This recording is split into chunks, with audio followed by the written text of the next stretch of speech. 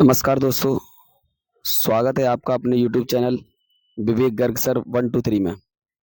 मैं आज आपको जो क्वेश्चन कराने जा रहा हूँ ये क्लास 9th 10th के लिए मोस्ट इम्पोर्टेंट क्वेश्चन है साइंस के, तथा कॉम्पिटिटिव एग्जाम के लिए भी ये मोस्ट इम्पोर्टेंट क्वेश्चन है।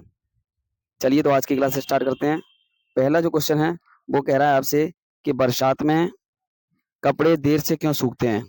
तो देखिए इसका कारण है कि उस टाइम पे पहली बात तो हमारी ये धूप कम होती है और तापमान भी कम होता है, टेम्परेचर भी कम होता है। इसके कारण जो होता है उसकी वाष्प निकल नहीं पाती, बाष्पीकरण नहीं हो पाता है, ठीक है, या बाष्पीकरण धीमी गति से होता है। दूसरी बात, उस टाइम पे जो हवा चलती है उसमें जो जल की मात्रा होती है अधिक होती है, ठीक है। तो जल की मात्रा अधिक होने के कारण बाष्पीकरण धीमी गति से होता है। देखिए मैंने आपको क्लियर आपको इसमें लिख के बता दिया हुआ इसका आंसर। इसको याद करने के लिए शॉर्ट में कैसे याद करेंगे। एक तो वायु की आर्द्रता क्या होती है, अधिक होती है। बाष्पीकरण की दर क्या होती है, कम होती है। धूप और तापमान भी उस टाइम पे क्या होता है, कम होता है। इसी के कारण से बाष्पीकरण कपड़ों का नहीं हो पाता, ठीक है। चलिए इसके साथ नेक्स्ट क्वेश्चन, बर्फ का टुकड़ा जल में क्यों तैरता है। तो मैं आपको बता दूं, बर्फ का जो घनत्व होता है जल के घनत्व से कम होता है। मतलब बर्फ की जो डेंसिटी है वो जल के घनत्व से क्या है, कम है। तो इसका मतलब जिसका घनत्व कम होता है वो तैरता है, ठीक है। दूसरी बात, जब हम बर्फ को जमाते हैं तो उसके अणुओं के बीच की दूरी बढ़ जाती है, जिससे आयतन बढ़ जाता है और घनत्व कम हो जाता है। इसी के कारण क्या होता है, बर्फ का टुकड़ा जल में तैरता है। देखिए इसका मैंने आंसर आपको इसमें बता दिया है, पूरा क्लियर स्पष्ट कर दिया है। नीचे ही मैंने आपको इसमें लिख दिया है, बर्फ का घनत्व जल के घनत्व से कम होने के कारण बर्फ का टुकड़ा जल में तैरता है।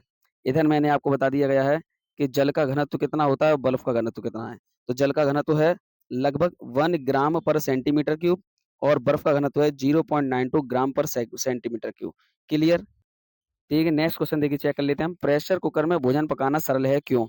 देखिए मैं आपको बता दूं कि प्रेशर कुकर में क्या होता है, उसका प्रेशर अधिक होता है। दाब अधिक होने के कारण उसका बॉइलिंग पॉइंट 100 डिग्री सेल्सियस से ज़्यादा हो जाता है।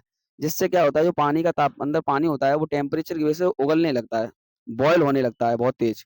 जिससे क्या होता है, कोई भी आप वस्तु उसमें पकाएंगे उसमें आसानी से जल्दी पक जाती है और आपके समय की भी बचत होती है। देखो मैं इसको याद करने के लिए शॉर्ट में आपको लिखा दिया गया है। ये मैंने आपको पूरा इसमें लिख दिया हुआ है कि इसका जो बॉइलिंग पॉइंट है 100 डिग्री सेल्सियस से अधिक हो जाता है, ठीक है।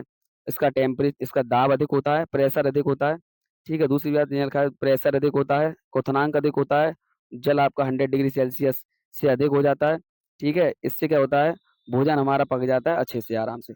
ये मेरा यूट्यूब हैंडल है @विवेक गर्ग सर 1 2 3, जिसे आप सब्सक्राइब कर लीजिए अगर वीडियो पसंद आई, ठीक है।